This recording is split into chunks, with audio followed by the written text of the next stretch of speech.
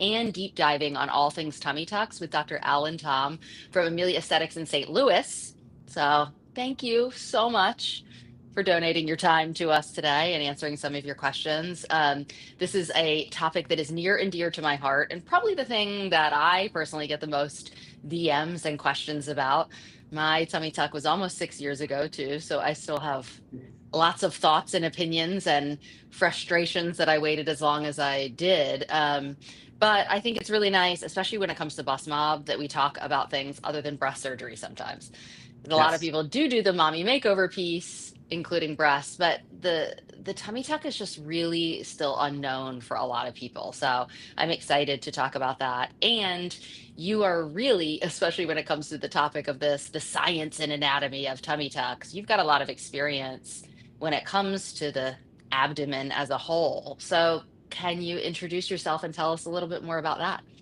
Yes, absolutely. So, my name's Dr. Tom, Alan Tom. So, I trained in general surgery and surgical critical care before I came to plastic surgery. So, I think what Greta is talking about is I've had about 9 years of training after medical school, even before taking this job with Amelia, on operating and working on the belly and working on all over different parts of the body.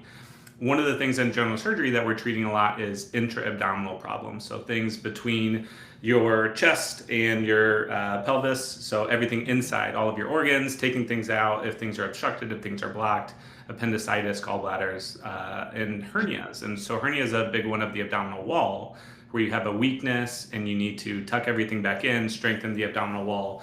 We get tested a lot on the abdominal wall anatomy, and so it's definitely something I felt very familiar with as I transitioned to plastics, where we do abdominal wall and we are mostly focused on the soft tissue and things kind of outside the abdomen. Mhm. But yes, it's very much been a big part of my training in my life in the last decade or so. So why the transition, just out of curiosity? Yeah, it's interesting. So no one in my family's in medicine, but I've kind of been one of those people who has this story of like I always wanted to be a doctor. I always liked the idea of surgery, and so for a long time it was just kind of save the world, general surgery. We're going to do some traumas and some big cases and stuff like that, and that was very fun for a while. But when I did my training up in Detroit, and I trained in an area where the trauma wasn't as heavy, and we also did a lot more elective cases. So we were primarily a robotic hernia center. Robotic surgery was like just taking off, and it was like a really Oh. big interest in a lot of my staff. But we also had a plastic surgeon there who was doing free flaps, who was doing some bigger reconstruction cases, and I thought this is so cool to kind of see all of the benefit, all of the changes that you're able to offer as a plastic surgeon that are external, that the patient sees, that you see, that you're able to judge, add a lot more art and things to it. And this Mhm. was also when I was starting a family. So I had a couple of kids in residency. I'm now up to three kids, 2, 6, and 7. And I've seen my wife Wow. go through kind of her own mommy transformation and Mhm. things like that. And so it became very much important to me to, focus on moms, focus on the outside of the body, focus on adding art to this like science approach that I really appreciate. And also trying to be there for my kids and my family as opposed to kind of Mhm. being up at night with the trauma patients. So. Mhm. Oh, I can only imagine. And thank you for the empathy, like that piece. It's like, we're not crazy. We don't just need to go to the gym more. You've seen, Yeah. you can't do this weight loss and gain or pregnancy and and fully.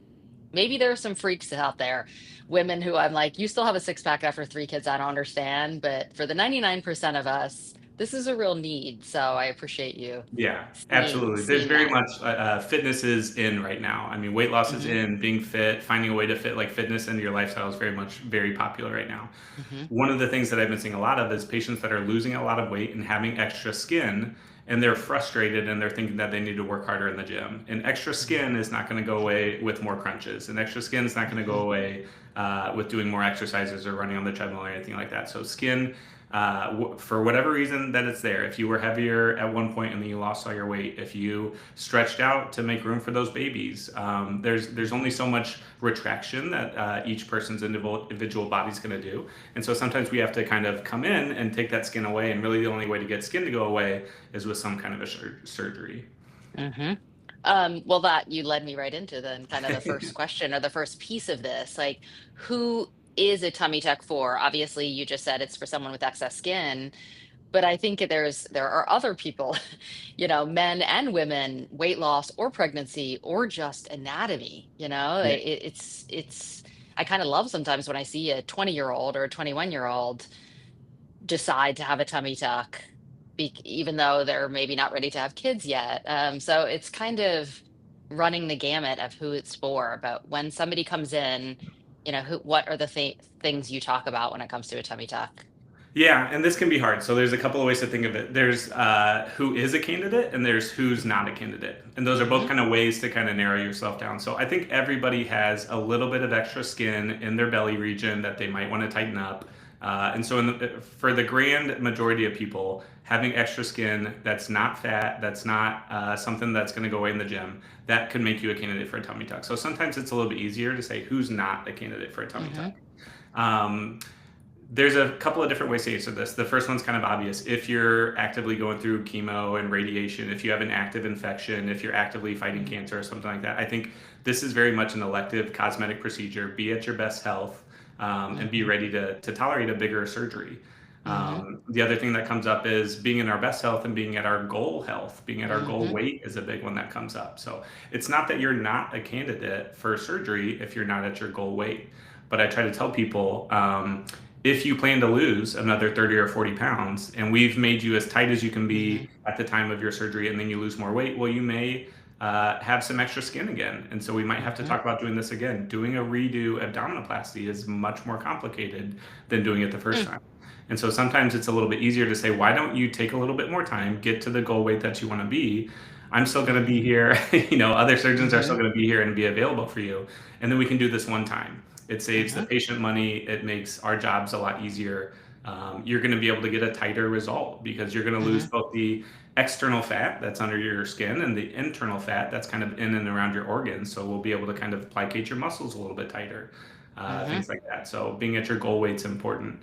I think if you have any changes that are coming up that you know about, so let's say you brought up pregnancy. So if you're thinking about having kids and you haven't yet, it's not that you're not a candidate for an abdominoplasty, but if you're thinking about doing this in the near future, then it is going to stretch out your belly. It won't Mm-hmm. necessarily ruin your diastasis repair. It won't necessarily give you stretch marks where you wouldn't have had stretch marks otherwise, but it is more complicated. It would Mm-hmm. stretch things out, and it might mean that you need to have another procedure afterwards. So, again, Mm-hmm. in the grand scheme of sort of saving patients money, doing the right thing for the patients, I do ask my patients, hey, are you planning on having any more kids? And if the answer is yes, we at least have that conversation of like, well, what's your Mm-hmm. timeline? What are your goals? You understand that this is going to stretch things out, things like that. Mm-hmm. I actually have two girlfriends currently pregnant post tummy tucks. And it's very interesting to watch. One was a younger post weight loss, and this is her first. And the other went ahead and had her mommy makeover after her fourth child, and surprise, is having a fifth. And both are very interesting they're kind of documenting their journey too. It's tight, Yes. like not uncomfortably, but honestly, they're both not fully, it's kind of staying high and tight in there. Yes, So, and you and I may have not had a show the girlfriend. same way. It's going to kind of push Yeah, back on your uterus, where maybe otherwise you may have had more room to grow forward. Maybe now you have more room to grow upwards, and so it yeah. might things like that. So again, it's not that you're not allowed to do it, but it adds a level of complication. So even when I was doing general surgery, one of the primary ways that we're doing different general surgery operations is through what's called laparoscopy. So you put in a camera, you put in tiny instruments, and you insufflate or you fill up somebody's abdomen with gas. It will make that a little bit more challenging. It doesn't make it Mm-hmm. impossible, but now you don't stretch out in the same way that you used to, and Mm-hmm. so it can affect like how much they have to insufflate, how they position you. So again, Hmm. if you have a known operation coming up, Mm-hmm. maybe deal with that procedure first, or deal with Yeah. something else first. So I very Yeah. much try to tell everybody this is elective. As much as you want it, Mm-hmm. it can wait behind everybody else in line that has anything that they want to do to make your body healthier and things like that. So Mm-hmm. I agree. And one other thing you I do you want to mention though is along the lines of those surgeries, scars. So scars is something that comes up not infrequently, and I actually had to have a conversation this week with someone, which is really unfortunate, where more or less I said I don't know that abdominoplasty is in your best interest. So these little laparoscopy scars, a lot of people have them. They're only like a centimeter long. That's not a big deal. Having a C-section scar, it's almost expected. Having a C-section scar is not a big deal. That will also come out with the abdominoplasty. Having a midline scar is even, it's unfortunate, but it's not necessarily contraindicated. The scars Mm-hmm. that we really worry about are these upper, under the rib, side to side Mm-hmm. scars. So that kind of old school way of doing an open gallbladder surgery. Or maybe if you've had a pancreas surgery where you've had this big open side to side scar underneath your ribs, that can be a little bit more challenging. And the reason is that can affect the blood supply to the abdominal Mm-hmm. wall. And as you pull things down, blood supply is kind of the whole name of the game of being able to kind of drag skin around and get it to live. And so if it's going to affect Mm-hmm. the blood supply and there is no blood supply, then you end up with a problem. And so Mm-hmm. the problems are what we're trying to avoid. And so I think sometimes it's better just to say, hey, maybe this isn't the best idea for Mm-hmm. you. Yeah, no, that's good to know. I never knew that about the pre-existing scar issue. Yeah. So good to think about.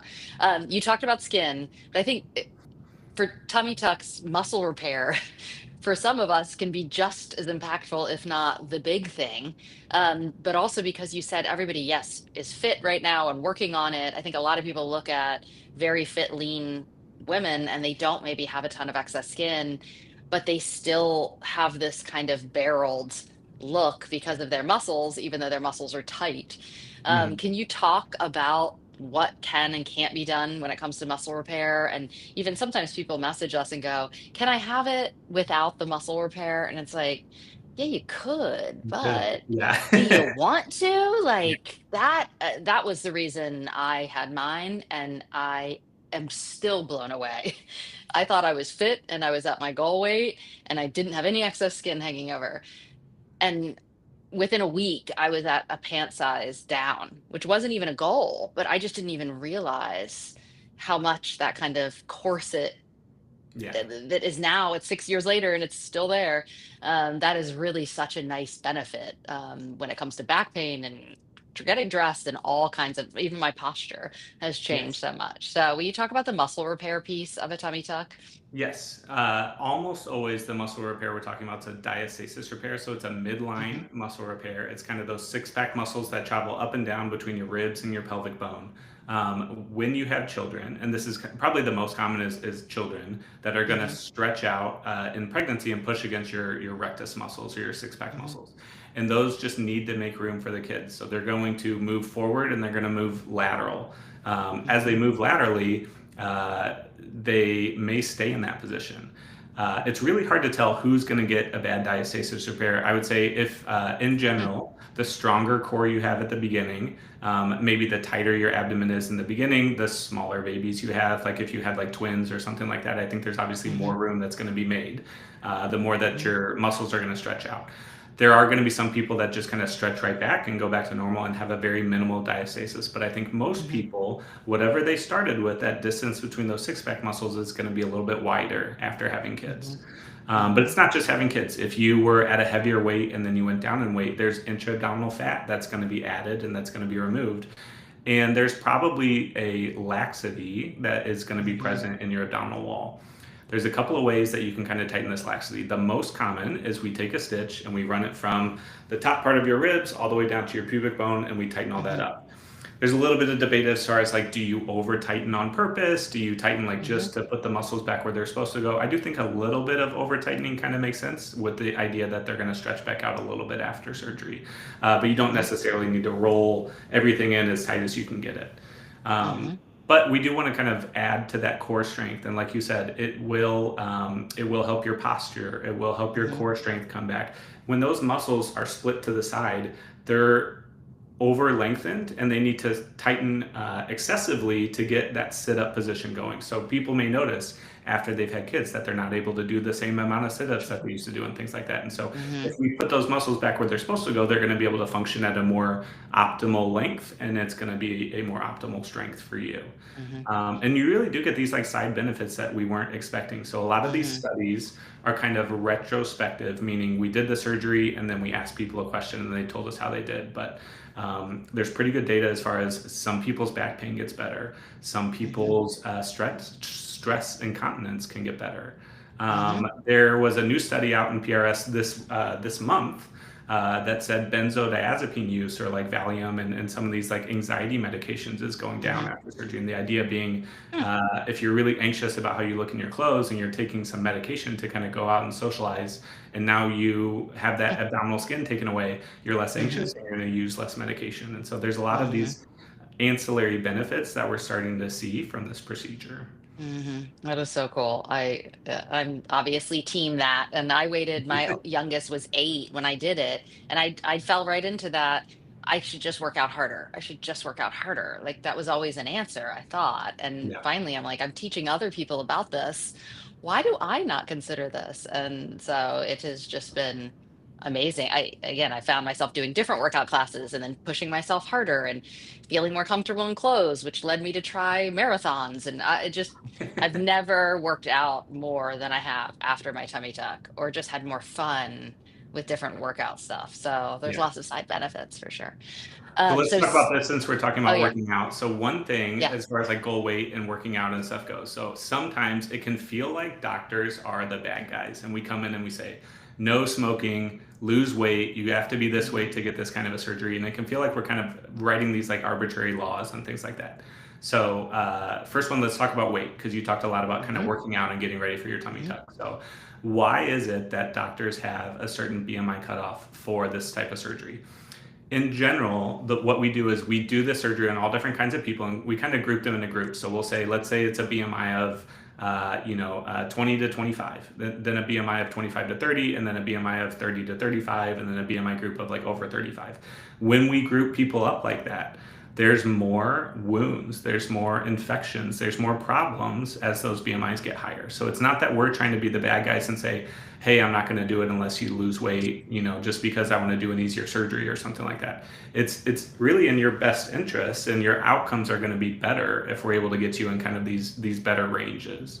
And so again, it's not that it's like illegal to do it if you're at a higher weight or if you're not at this goal or something like that, but we'll be able to make things tighter. We'll have less Hmm. risk of wound complications. So the higher our weight is, the more thickness our skin and our fat is going to be, the further our blood vessels have to travel to get up to our skin. As we lose weight, that decreases, and there's less of this dead space that's going to be there between our skin and the fat. And so that's why there's less fluid collections and things like that. Hmm. Do you recommend people working out before? I have a lot of people like, should I try to get stronger beforehand because I'm going to have to take a break? Or I do kind of wish I would have lifted weights a little bit more beforehand, because Yeah. man, did I use my thighs to Yeah. like be doing the movement when my core couldn't after. But and then taking that kind of 6 week break, and I truly took every bit of 6 weeks. I tried going back to the gym a little bit at week 5, immediately like, oh, we're not there yet, and it was so weird. But the minute I hit week 6, it was better. So that Yeah. was there for a reason for me. But yeah, do you I think recommend I any think the idea, pre? so this is kind of called like prehab or Yeah. pre-rehabilitation or something like that. So there's I'm more familiar with this kind of data with hospitalized patients, cancer patients, bigger abdominal surgery. So this all came out of an idea called ERAS, or enhanced Hmm. recovery after surgery. And so the idea was, what can we do to get these patients better faster, out of the hospital faster, back home, back to their lives faster? Some of this is kind of the general trends that you've seen in general with surgery. So decreasing narcotics, up and moving after surgery, multimodal pain control, Tylenols, anti-inflammatories, Exparel, or that kind of long-lasting numbing medication, like all these like different things that we do instead of like, here are 100 oxycodones and and you're going to Yeah. be fine Yeah. and things like that. So all of these things are going to get you up and moving faster. I don't know that going to the gym in preparation for your upcoming surgery is as necessary. There's only so much you can Hmm. do, especially most people, by the time they see their surgeon, by the time they're picking an OR date, you're really on the order of like weeks to months. That's not going to be a ton of time for you to kind of do a lot of body changes. Hmm. Hmm. I do. There is some pretty good data though that kind of right before your surgery, you don't want to be losing weight. So as you're losing weight, you're in a catabolic state. You're burning things. You're not building muscle. So in the same sense Hmm. of, if you think of like bulking and cutting and weightlifting, Hmm. you don't want to necessarily be cutting. You're losing fat. Your calorie intake's too low. You don't want to be cutting going into a surgery because you're already Hmm. burning your baseline body and Hmm. nutrients and things that you need, and you want to be at a surplus as you come into surgery. And so Hmm. there is a little bit of data on people that are, if you're deficient in any vitamins, you need to be, sufficient in those vitamins. So you don't want to be like Hmm. low in vitamin A, low in vitamin C, low in zinc, things like that. It's harder to prove taking extra is going to help you, but we do know that if you don't have enough, that it would help you to kind of get back on track. And so some Hmm. people, if you're at risk, so if you've had bariatric surgery, if you've had certain other kind of like maybe illnesses that would make you at risk of these vitamins, it might be Hmm. worth seeing a nutritionist or somebody before surgery to Hmm. make sure that you're as optimized as you can be. Yeah, I know that's pretty common with the bariatric surgery, and Yeah, post weight loss patients may need to investigate that more. yeah, Um, Most people I know, a tummy tuck kind of includes three things: the skin removal, like we talked about, the muscle repair, and then liposuction as well. I know not every single person needs or wants liposuction, but yep. and back in the day, that used to be kind of, some people would say that was Having, dangerous to yeah. do at the same time. But where is that included? And how does that add to your recovery and kind of outcome? Because I Yeah. was very surprised by the shaping, and I'm very grateful for the liposuction as I, well. I think a lot of people are. So there's, Yeah. I had this conversation just the other week as well. So there are people who have lost a lot of weight and really all they are is extra skin and they need that extra skin taken Mhm. away. And I still bring up doing liposuction as a part of my tummy tucks. And rightfully, the patient was like, I'm nervous, I'm pretty thin, I don't really want these like dimples and things that liposuction can do. And Mhm. I have to kind of explain in some patients, liposuction is meant to take out that extra layer of deeper fat to kind of help with the contour. But in general, for abdominoplasties, one of the reasons that I like liposuction is it will do, in surgery terms, we call it discontinuous undermining. And what that kind of means is Hmm. like it can create these little tunnels that go in between the deeper fat and the more superficial fat in the skin. What you need to do is you need to kind of release this top layer from this bottom layer so that you're going to be able to pull things down a little bit and get Mm. it moving. Mhm. Liposuction does a really good job of taking away some of that deeper fat and leaving behind the important things. So, leaving behind the blood vessels, leaving behind nerves, and things like that. Those are a bit stronger than just your regular fat cells. And so, the Mhm. liposuction cannula, as you kind of like slide it around and kind of empty that area, what it's going to do is it's going to leave sort of this cobwebby material of all the blood vessels, all the nerves, and things like that, and allow you to kind of pull that flap down as you go to close. So, even in Mhm. patients that are pretty thin, sometimes what you can do is you can do liposuction without the suction on, and you can just do it as a Hmm. vibrating cannula and kind of make these Mhm. tunnels. And I still think it's really Mhm. useful. I do think it's appropriate, like ask your surgeon, ask about contour irregularities, ask about these kind of complications. Mhm. Contour irregularities are going to be higher in thinner people, and it's going to be higher the Mhm. more aggressive you are with your liposuction. So, again, it's one of those things we go to school for a long time to not have these contour irregularities, but there's other things that's involved in liposuction. So, the liposuction that I do is just called power assisted liposuction. And more or less what that Mhm. means, there's a couple of different kinds. There's regular liposuction, which is just a tube with holes on it, and you hold it in your hand and you move it around and you do all the work Mhm. yourself. That's standard suction liposuction. The next is power assisted liposuction. And more or less, it's a little vibrating handpiece. So there's not actually any power generated to the patient, but that vibration helps you to kind of slide through some of this dense tissue. Mhm. And it more or less makes it easier on the surgeon. And Mhm. there's some pretty good data that it just says it decreases fatigue and things like that for the surgeon, but it doesn't really change a whole lot for the patient. After that, the additional things that they do in liposuction are usually adding energy. So that can be Mhm. ultrasound, that can be laser, essentially some form of like heat at the end of the liposuction cannula. Mhm. That I'm not as much of a fan of. So I get Huh. why this is happening. When you add heat, it's going to burn, it's going to scar, and it's going to tighten. And so the Mhm. idea is not just by emptying that tissue, if you can add a little bit of heat, it's going to tighten and it's going to shrink up and it's going to help the overall contour. But once you add heat, it adds this added complication. And now you have this hot thing that's moving through the body and it can scar the skin, it can lead to Mhm. dimples, it can tighten things in one spot and not in another spot. And I do think that's where more contour irregularities happen. And so I'm Huh. not really a fan of the energy associated liposuctions for that reason. Mhm. Oh, that's good to know. I'm glad. So, with when it comes to fat, will you also explain the kind of visceral fat Yeah. versus, I think a lot of people still come in obviously needing to lose some weight, but they have excess skin and they may not look at the end how they thought they would. But this is not a weight loss. Liposuction is never a weight loss tool, but it's hard to explain that to people. So, can you tell us the differences Yeah. of the fat?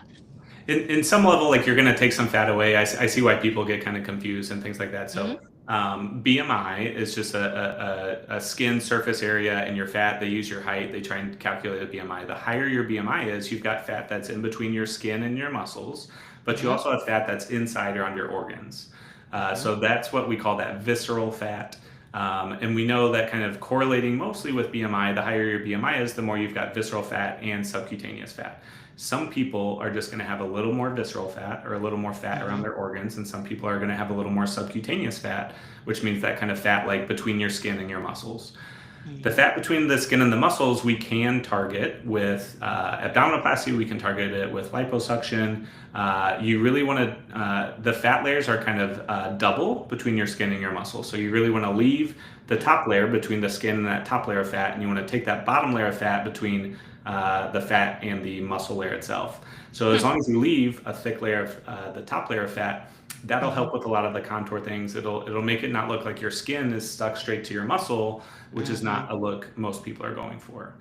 Yeah. And so that'll be very protective. But really, the only thing you can do for that fat around your organs is, in general, losing weight.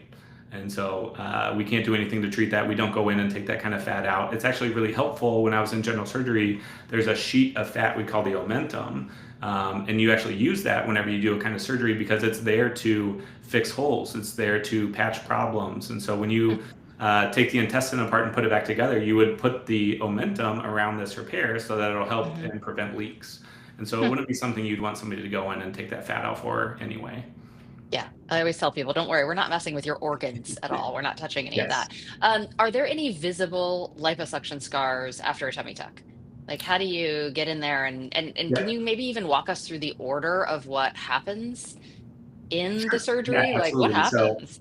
the way that I do liposuction, there's not going to be any scars related to the liposuction itself because I put all of the access sites for the liposuction, which is a tiny little like 1 centimeter, 2 centimeter stab in the area of tissue that's going to go away. So if you get a mini tummy tuck or if you are only getting a tiny little football of skin taken away, those liposuction sites need to be in that area. Otherwise, you will have a scar related to the liposuction left behind. Most of the time when we're doing the surgery, so we're going to instill a tumescent fluid. And so what tumescent is more or less like a bag of IV fluid plus Hmm. epinephrine. And then a lot of people will also add a numbing medication like lidocaine or something like that in their Hmm. tumescent as well. So it's usually just regular fluid, epinephrine, or also known as adrenaline. It's a Hmm. vasoconstrictor, and so it's going to try and take all your blood vessels and squeeze them down. So that as we irritate this area, as we beat it up, as we take out the fat, we're going to hopefully take out this normal saline solution or lactative ringers, this normal IV fluid, and Hmm. we won't beat up the blood vessels because the blood vessels are going to be squished down. So they're going to be squished by all this fluid that we put in. They're going to be squished Hmm. by this adrenaline that's going to make them contract. And then they're more protected as we come in and we suck out everything else. The Hmm. lidocaine, some people add into their tumescent solution. We don't routinely use it in our tumescent solution. The idea is it'll help with postoperative pain control. We just come in and we inject numbing medication at the end of the case. Hmm. I think there's pretty good data to say maybe if you have it in your tumescent solution, it'll help with the first like 5 or 6 hours or something.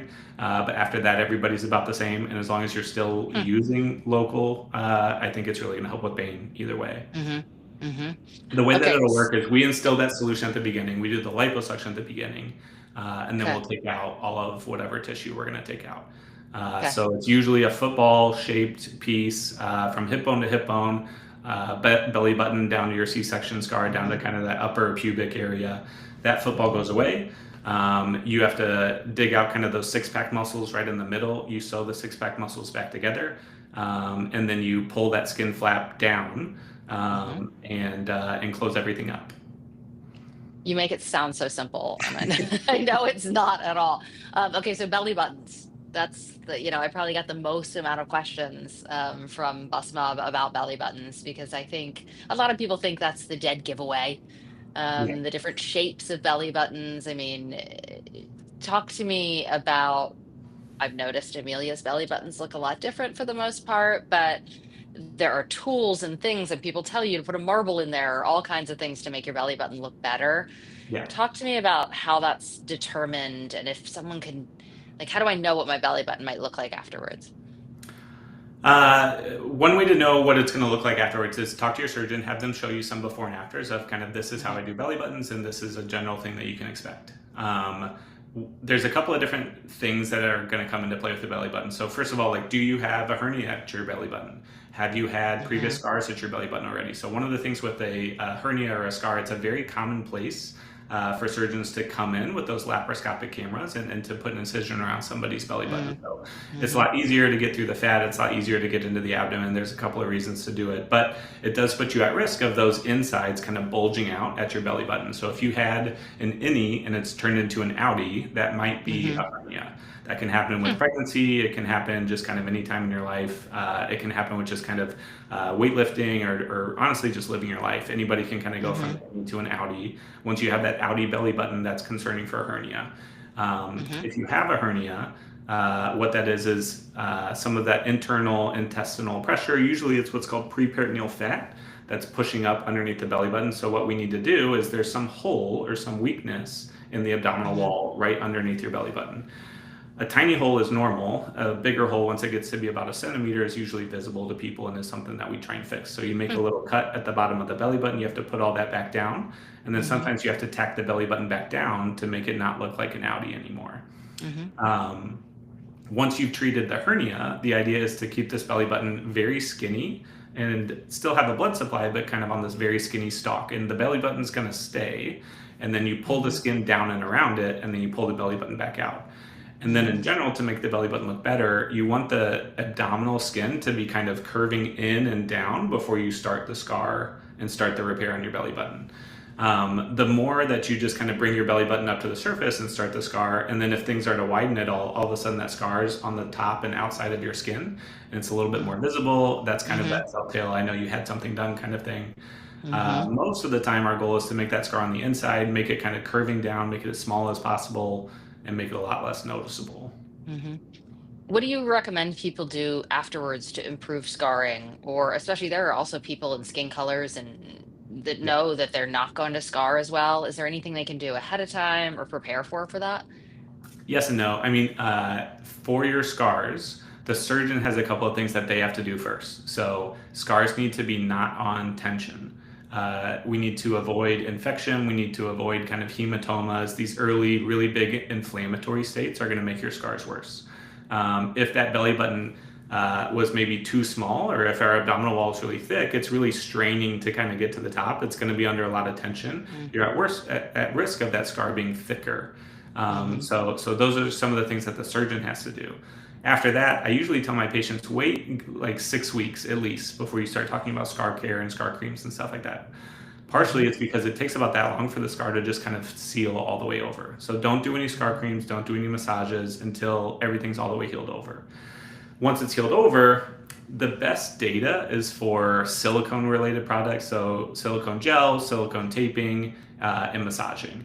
And mostly what the silicone's doing is just kind of adding a layer of moisture, and also getting you to kind of pay attention and massage this area. But scars are just going to do what scars are going to do. So I tell all my patients somewhere around 2 to 3 months is when your scar is going to be the most raised, the most red, and then it's going to fade from there. And it's not going to be your final scar for about the first full year. Hmm. In the meantime, you need to not be in the sun, not get it sunburned, not to put anything too crazy on it, not to avoid that infection early. So I just say keep the tape on it for Hmm. about 6 weeks. After 6 weeks, if you want to massage it, that's totally fine. If you want to do silicone sheeting, that's totally fine. Some of these are very cheap, some of these are very expensive. The other thing that I like to tell people is like if there was a magical product that worked on scars, everybody would have it in their office. We'd have a gallon of it. We'd be giving it out to everybody. There's only so much that we kind of have really good data for. It's hard because some people are going to scar great and some people are going to scar terribly. And you're going to do Hmm. that either way, whether we do a perfect operation or if we do a terrible operation and we put scar creams on it or we don't. Really, the only way to kind of know for sure is if we do cream on one side and not on the other. And then that's the only way Hmm. to know kind of if that cream works. And nobody really wants to sign up for that study. So. No, I probably should have done that, even though it was funny. Half of mine was still red at probably like 9 months. The other half was already white, like almost like split. And Mhm. even Dr. Pyle was my surgeon, and at 9 months, he was like, does this bother you, the red part? I can revise it. And I was like, first of all, no, no one's seeing it. Like, it doesn't. And thank God I didn't, because by 12 months it turned white Yeah. as well. So I'm a big fan of like, go ahead and just wait till that 12 months. And Yeah. now mine is barely visible. Um, if you would have asked me if I was going to have a tummy tuck 20 years ago, I would have been like, hell no. The people I knew who did them, they took a month off. Hmm. They had drains for 1 to 2 to 3 weeks and couldn't shower. And their scars were significantly worse. Hmm. And so if you do know someone who had one, if your mom is telling you horror stories about one, rest assured it is not like that anymore. But can you kind of tell us like what has changed? I mean, specifically, I'm talking about kind of a drainless tummy tuck, which is Yeah. when I started considering one. But like that has so many benefits to not only the recovery piece and the pain, but also the outcome and the scarring because of the tension that you mentioned on a scar. So can you walk us through how that actually happens, and why doesn't every surgeon offer Yeah. that? It Yeah. seems like a Absolutely. no-brainer. So abdominoplasties are more or less like there's some things that have changed, some things that haven't changed. People kind of get up in arms about like what's like a new abdominoplasty, what's like a drainless abdominoplasty, who's doing modern abdominoplasty, things like that. I would say more modern things are adding liposuction. So like we talked about before, that was a big no-no, that was a big taboo for a long time. Mm-hmm. The idea being that you're going to somehow affect all the blood vessels, affect the blood supply, lead to wound healing problems and stuff if you do Mm-hmm. liposuction. The way plastic surgery works is somebody goes out and does it and they have really good results, and then everybody has to kind of try it and realize that it's not as big of a problem as they thought it was going to be, Mm-hmm. and then it gets kind of adapted in the bigger group. And so that's the same thing for a lot of these additions. So for a long time, all you would do is you would take this top layer, you drag it and meet it the bottom layer, but then you'd have this space that's in there from where you've Mm-hmm. kind of like pulled the skin and the fat all the way down here.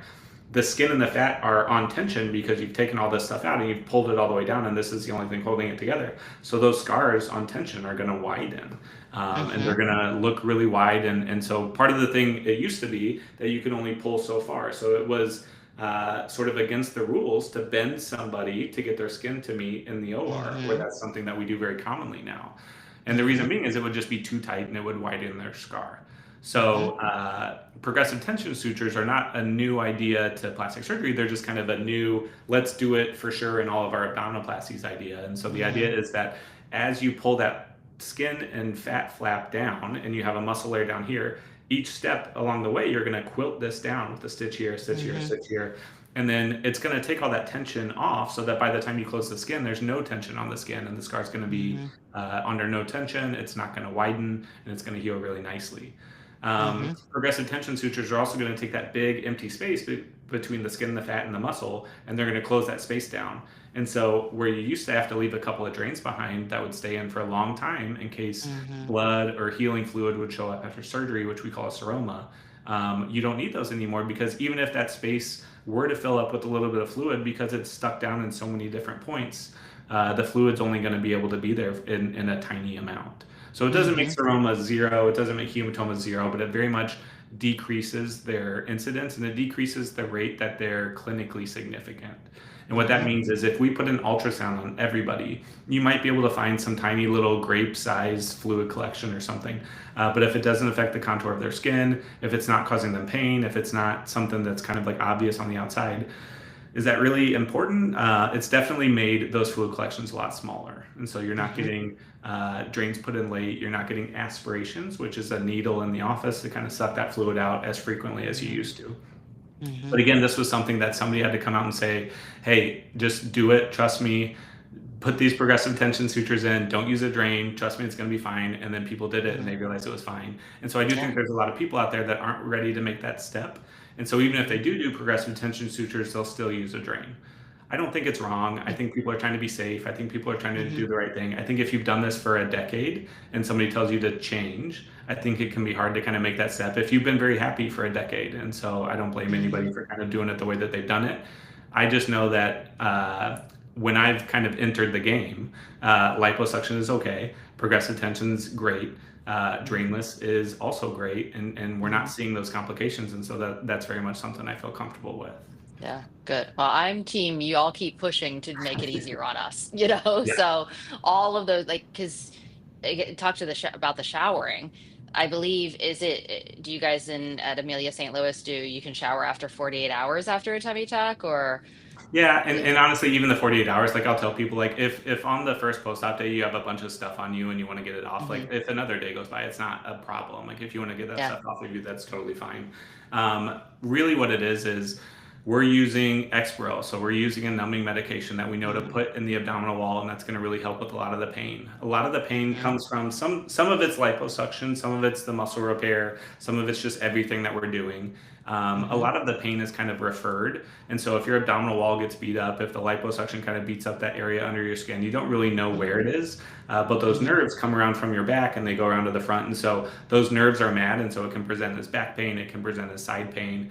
Maybe all the numbing Hmm. medication is taking care of the front, and so most of your pain is kind of like in your flanks. It's not uncommon that one side hurts more than the other and things like that, Hmm. but I do think adding a big volume of this longer lasting numbing medication is helping people to get up and move around earlier. I think Hmm. some of those ERAS principles are helping. I think decreasing the narcotics, I think increasing muscle Hmm. relaxants and anti-inflammatories and numbing medications and encouraging people to get up and move. I think sometimes it's just the soreness of like you're not doing Hmm. anything. And by sending people home and you have to get up to the bathroom yourself and you're not connected to all Hmm. these drains so you can move, I think it does help people get up and move and they realize it's okay and then they get less stiff and then they keep Hmm. moving and then it's just kind of this process that keeps going. Yeah. When we did this 20 years ago, not the modern tummy tuck, like you were saying, there was so much tension on the incision. We told people to walk bent over Yeah. for like 2 weeks. Can you Yeah. imagine how much your back would hurt just by doing that? But we didn't want them like being able, a lot of people can't fully stand up right away, Yeah. but most people with exercises, and I was able to luckily stand up right away and didn't have that issue. But it was so much easier than I was anticipating and that I'd seen happen in the past. When women ask you, well, how does this compare to my C-section? Which is an impossible question, but I Yeah. think it's one I get on the daily. How do you answer that? It's a little bit hard because yeah, you're recovering from pregnancy. You're recovering from Yep. your muscles have been stretched out from this and stuff like that. So I try to just say, here's what I expect for the abdominoplasty. So I expect you're going to need some help the first couple of days. I more or less I try to say take 2 weeks off, and I'll kind of get to at least why I picked that number. But the first couple of days, you're going to be bent over at about like 30 degrees. We kind of over tighten you with the idea of this is going to give you your best contour. By 5 to 7 days, you're starting to stand up straight, and you're just Hmm. kind of really getting to that point of like standing up straight, feeling better, being off of narcotics. Ideally, you're off narcotics at that first 1 week appointment. I really only Hmm. give people like 16 or so with the idea of like you're going to take it the first couple of days. After the first couple of days, you're going to hopefully be transitioning to at night only. After that, you're going to be transitioning like just breakthrough every now and then. But we also give you a muscle relaxant. We also give you the Tylenol and the Motrin. So you've got plenty of other ways to take care of that pain. So after the first 5 to 7 days, you're now in your office for your 1 week. You're starting to stand up. You're still moving around slowly. You're maybe not ready to drive, and you're also going to be just kind of winded. So it's hard to predict from an anesthesia standpoint who's going to be out of breath, who's going to be taking naps like every day for like 3 or 4 days in a Hmm. row. It's really hard to say. But I do think like you're not really ready to like go back to work, make those big decisions. You're going to get tired around lunchtime and stuff like that. So Hmm. take those first 2 weeks, and then after that, it really just depends. Like some people, if you have like a desk job, if you're able to not go back light duty, things like that, then I Hmm. say it's up to you. But if you're more active, if you're on your feet all day, you may need actually that third week as well. So I Hmm. I think 2 weeks is pretty normal. I think most Hmm. people don't have they understand if they have a very vigorous job, like they're just not going to be able to go back to it right away. I do think that 6 week timeline is kind of that number where we say you can go back to core exercises, you can go back to kind of living your life normally. But I think that period between 2 and 6 weeks, you're just going to need to take it a little bit easy. So, Hmm. Talk to me. You mentioned garments, mhm. but people get very hung up on that because they Yep. either on Instagram, geez, you can buy a $400 custom made faja that people tell you you need to have to get good results, which gets overwhelming. And we can talk about what people need to buy afterwards. But tell me the benefit of the garment and how long people need to wear it and kind of what your protocol at Amelia St. Louis is when it comes to Yeah. that. I'd say there's two teams. There's team garment and then there's team lymphatic massage, and they Mm. both are feel very strongly about what they do. Mhm. What's interesting is I believe it's a Brazil study. It's like a South American study where lymphatic massage is covered by their insurance, And so you go and get lymphatic massage. It's very gentle. It's very, just kind of doing stuff like this, but you have to go every day. And I think in the United States, I mean, that's expensive. It's expensive. It's every day. You're getting up and going to this place. It's hard to justify the cost because the data comparing it is only so-so. But the people that are pro-lymphatic massage say, well, your garment is going to squeeze the skin. It's going to impair blood flow because it's going to be too tight. So let's get you out of that garment. Let's do a little massage. Let's improve our blood flow. I think it's fine. I prefer the garment. I don't think that amount of compression that we do, it's not a corset. It's not going to squeeze you as tight as possible. I don't think that compression is bad. And I think anybody who gets liposuction, even though those pokes are closer to kind of your hip bone in the front, we use angled cannulas, which more or less, I don't know if I can even do it with my finger, but more or less like a 30-degree angled cannula. So we, while it's not like 360 lipo, I don't flip you onto your front and then kind of do everything on the back, but I can get more or less almost all the way around to the back just by kind of using the angle of that liposuction cannula to kind of work around the side. So that whole area then of your flanks and the beginning part of your back has an empty space in it. And in general, if I'm not going to stitch the empty space down, I like the idea of squeezing that empty space down with some type of a compressive garment. So will it maybe like hold the tissue there? Will it prevent a fluid collection? It should. The data for this is not awesome because really what happened is we all just started using garments. And all the studies just say everybody wore a garment and this is our rate. And then when you're comparing them, you end up comparing like surgeon to surgeon. Like this person's rate is low, but he doesn't use a garment. This person's is medium and they do use a garment. And so people are just going to kind of keep doing what they're doing. I like the idea that a garment relatively, especially compared to massage, is cheap. It makes sense. It adds some compression. It might prevent some fluid collections. It also, I think, does help with pain just because it kind of helps to support your core when you don't want to use your core. When I don't want you to use your core to sit up, it kind of helps to kind of brace you when I'm asking you to like push yourself up with your arms and things like that. Yeah, it truly is a love-hate relationship. And that's what They're I found, and that's itchy, they're uncomfortable. There's an argument that if you make them too tight, that it can affect breathing, which is already kind of something that's being challenged and things like that. So there is, like I said, there's very much like a team compression, a team no compression, but we like to wear them. I do try to tell my patients, as long as you don't have a wound, as long as you're tolerating it, I think the longer you're able to wear it, the better. If we're able to get those full 6 weeks, great. I don't think it's going to do anything wrong. If you are just absolutely miserable, if you're not sleeping, if you have a skin rash or a breakdown or something like that, I'm not going to make you stay in your compressive garment. I'm going to say it's okay, take it off. Be wary, like take it easy. Look out for any fluid collections you may see. But it's very much, it's not a silver bullet for me. No, and at least it does. And I think you guys do the same thing. You wear more of this industrial garment for the first week. Yes. And then when you come in for your 1 week, you're given or suggestions are made for a much softer, more pliable garment. And I was very relieved. And then I went out and even bought a couple more so I could wash them, wear them. But yeah, it was my security blanket. Yeah. And especially when everything is kind of numb and weird and puffy, I didn't want my pants rubbing directly on my stomach. It really felt better to wear my garment. And I probably stopped around 5 weeks, or I would just wear it at night or something. And I know some people even wear it longer, but that's the only thing when people are trying to decide what time of year to have it. I'm like, just think about you're going to be wearing some It's gonna be Spanx for hot. 6 straight weeks. Yeah. Yeah, it's going to be hot. Some people like it if you do have. It's not uncommon that as you get all the skin together, that you might have like one little wrinkle in your skin, and that area maybe has some fluid that's leaking out. So one of the nice things is if you have this garment on, you can slide in some gauze. It protects your clothes. It keeps your bandages on without covering you with tape and things like that. One other thing as far as the puffiness goes. Our garments are tight everywhere. They go on your legs, they go up your flanks, they go up to kind of this lower chest area.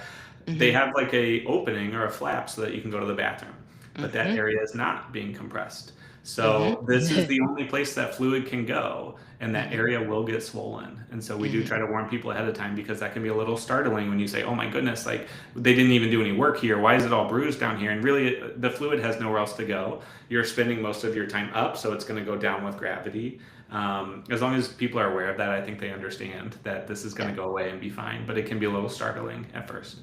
Thank you for mentioning that. I tell everyone, whether they even ask my opinion or not, that prepare for the one place that is not compressed to get all of the swelling for the first few days. Truly, that was weirdly the area that was the most uncomfortable to me. And I just put a little like ice pack, but I like again, it was just swollen and pressure. But and that brings up, I get the Mons question all the time. Yeah. And I don't think most people use the word Mons. Like it's just such an uncomfortable thing. Like I don't know how you describe it. Your upper crotch area. Like I don't know, ladies. Like I had two C-sections, and so there was just this puffy area below, and Mhm. I was too embarrassed to ask. But I'm so glad my surgeon was like, "Hey, we liposuction all the way down there if you would like," Mhm. and I was very grateful for that. So is that included? Do you do that? Is it something they have to bring up, or do you just do it? Yes, it is. More or less, we just do it.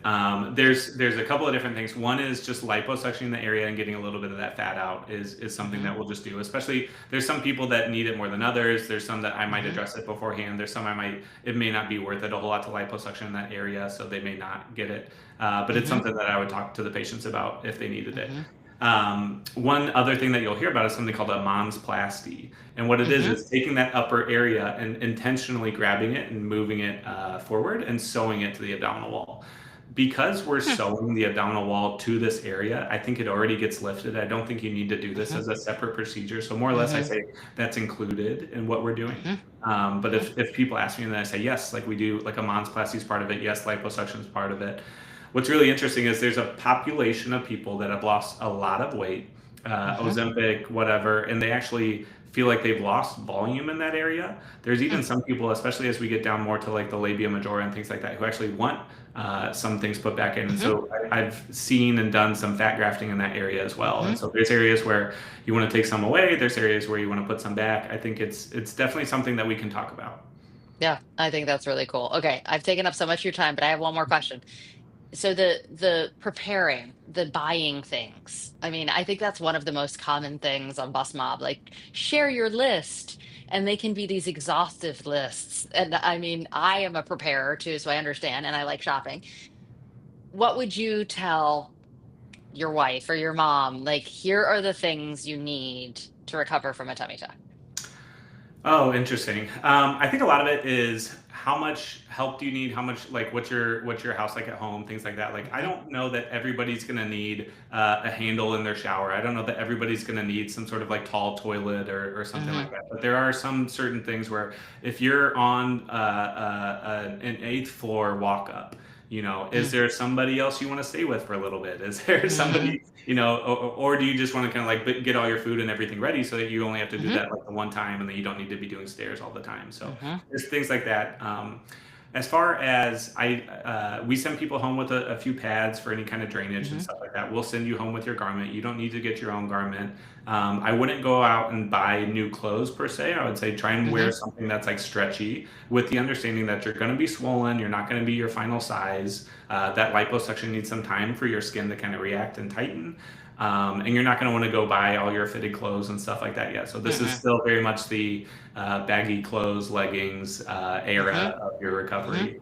Um, Beyond that, as long as you need some extra drinks to stay hydrated. So one of the big Mm-hmm. things is staying hydrated after surgery. Get some stool softeners. You're not going to be walking around as much. Mm-hmm. The oxycodone can be constipating. Have some food prepared, stuff like that. But again, hopefully by the end of the first week, you're getting up yourself, you're moving around yourself, you're starting to do things a lot more on your own. A lot of these things, if you just have somebody with you, I think you're going to be Mm-hmm. fine. So we Yep. have a whole lot of things as far as like, oh, getting out of the bed, I'm uncomfortable. Well, in bed, you can Mm-hmm. put pillows under your feet. You don't necessarily Mm-hmm. need to go buy a lazy boy and sleep sitting Yeah. up or something like that. There's a Yeah. lot of little things that you can do and not necessarily go to the store. Yeah. When people ask me, the triangle wedge pillow was very helpful for me. Then I didn't have to have anybody helping me move pillows back and forth. And I Yeah. also had the one that goes under your knees.